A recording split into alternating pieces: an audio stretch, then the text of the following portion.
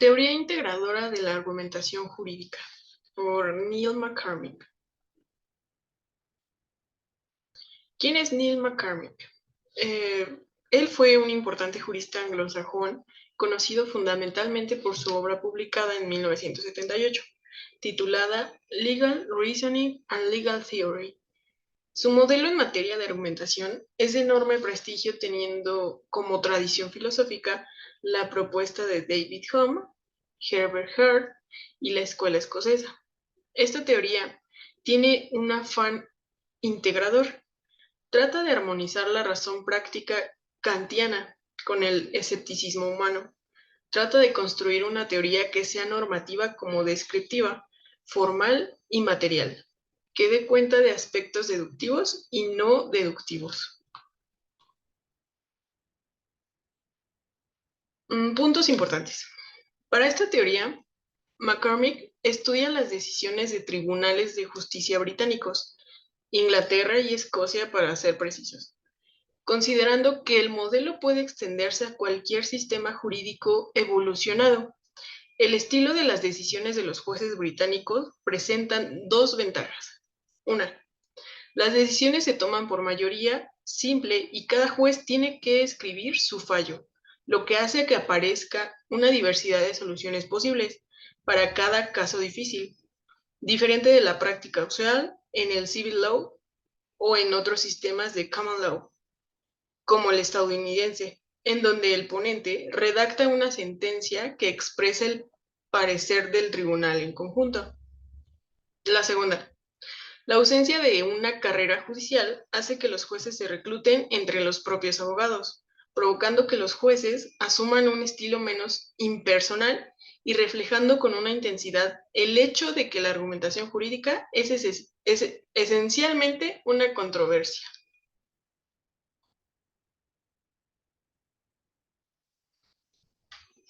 Ok, de este tema surgen dos conceptos: argumentación práctica y argumentación jurídica, según el autor. La argumentación práctica y jurídica tiene una función de justificación. Esta función está presente incluso cuando la argumentación pretende persuadir, ya que para poder persuadir se necesita justificar los argumentos, ver si están conformes con los hechos establecidos y las normas vigentes. Justificar una decisión. Se trata de dar razones que muestren que las decisiones en cuestión aseguran la justicia de acuerdo con el derecho. McCormick parte de la distinción entre los dos tipos de contexto, situándose en el de la justificación, sin olvidar el primero, es decir, que su teoría es prescriptiva tanto como descriptiva.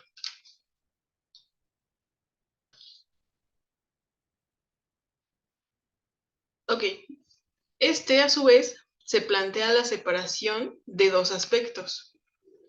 Explicar. Una decisión significa mostrar las causas, las razones, que permiten ver una decisión como un efecto de esas causas. El otro es justificar. Una decisión significa mostrar las razones que permiten considerar la decisión como aceptable. Ok, de la justificación nace la justificación deductiva. ¿Qué es? Ok, en los dos casos se trata de dar razones, pero la naturaleza de las mismas es distinta, ya que es posible podamos explicar una decisión que, sin embargo, nos parezca injustificable o inaceptable. En algunos casos, las justificaciones de los jueces son de carácter estrictamente deductivo. Esto quiere decir que la lógica juega un papel técnico. Determina que la obligación del juez es de fallar en el sentido indicado. No determina el fallo del juez en cuanto tal.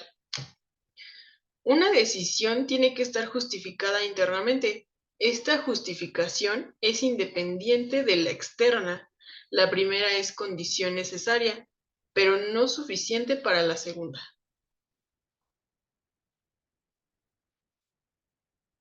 Ok. De aquí nace el modelo de deducción. La idea es que la realidad se acomode a los moldes jurídicos, sin que hubiera una complicación alguna de comprensión o valoración. Lo único que se discute es si este modelo puede servir para resolver los casos fáciles o si la solución de un caso difícil resuelta por medios no deductivos podría presentarse como deducción.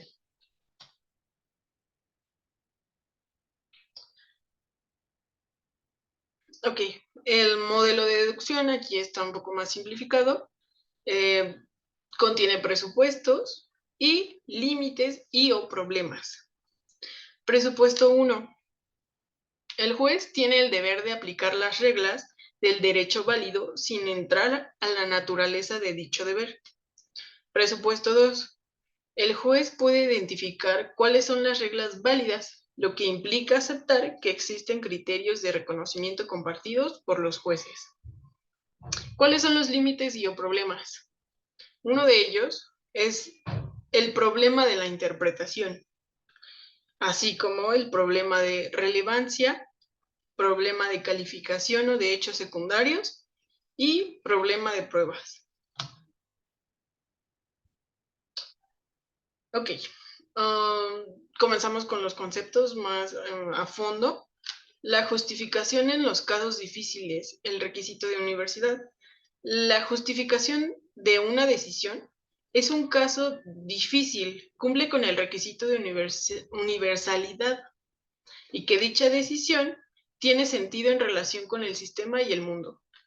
Este requisito está implícito en la justificación deductiva. Exige que para justificar una decisión se debe contar con al menos una premisa que sea la expresión de una norma general o de un principio. Requisito de exigencia formal. A favor de una pretensión o conclusión hay que aducir no solo a razones concretas, sino también la garantía que permite el paso de las razones a la conclusión. Este requisito tiene alcance al pasado y al futuro, circunstancias que debe resolver de esa manera. Ok, continuamos con la justificación de segundo nivel, consistencia y coherencia. Una decisión debe satisfacer los requisitos de consistencia y coherencia. El de consistencia lo satisface cuando se basa en premisas normativas que no contradicen normas válidamente establecidas. Una norma es coherente si se subsume bajo una serie de principios generales o valores que son aceptables en el sentido de que configuren una forma de vida satisfactoria. La coherencia normativa es un mecanismo de justificación. Presupone la idea de que el derecho es una empresa racional. La coherencia solo suministra una justificación débil, una exigencia negativa. La coherencia narrativa suministra un test de relación con cuestiones de hecho cuando no cabe prueba directa, por observación inmediata de las mismas. Este test justifica que asumamos creencias o rechacemos otras en relación con hechos del pasado.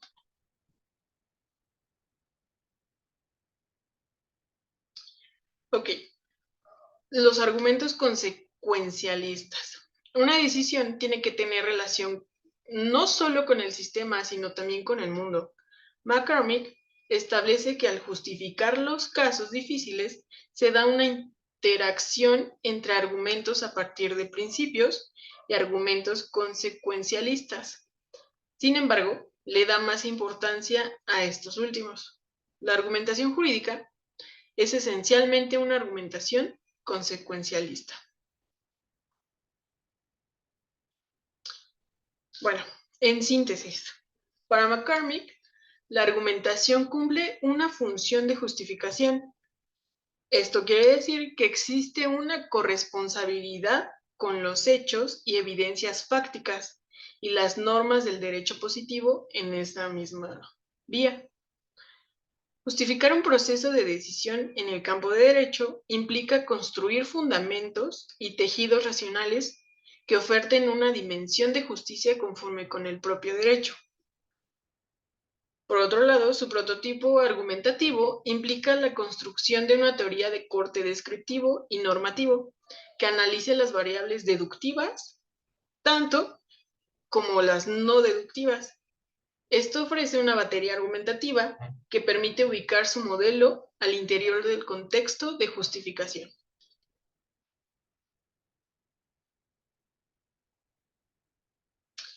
Ok, en síntesis, en McCormick, el modelo argumentativo supone articular una teoría de la razón, una propuesta que sea descriptiva y normativa, que dé cuenta de la racionalidad y de la efectividad.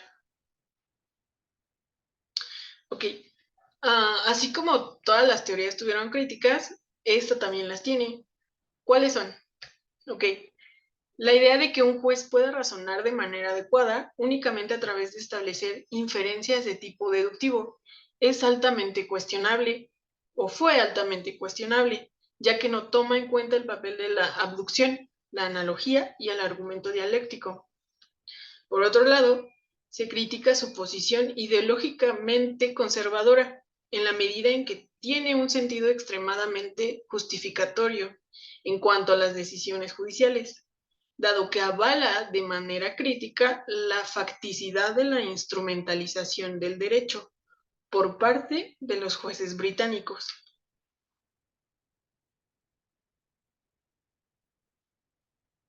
Bien, su idea de espectador imparcial es ampliamente o fue ampliamente cuestionada. Esto es un ente puro axiológicamente neutral, ecuánime y ajustado. Otra crítica es la idea que posee en relación al proceso de decisión judicial, la cual implica una entera pertinencia en la medida que es producto de un horizonte deductivo de racionamiento. En consecuencia, nadie que deje de ser racional puede dejar de aceptarla. Conclusión. McCormick ha hecho evolucionar enormemente su teoría de la argumentación, la cual, pese a sus críticas, es una de las propuestas de mayor envergadura en el ámbito de las teorías generales de la argumentación y de la propia argumentación jurídica en particular.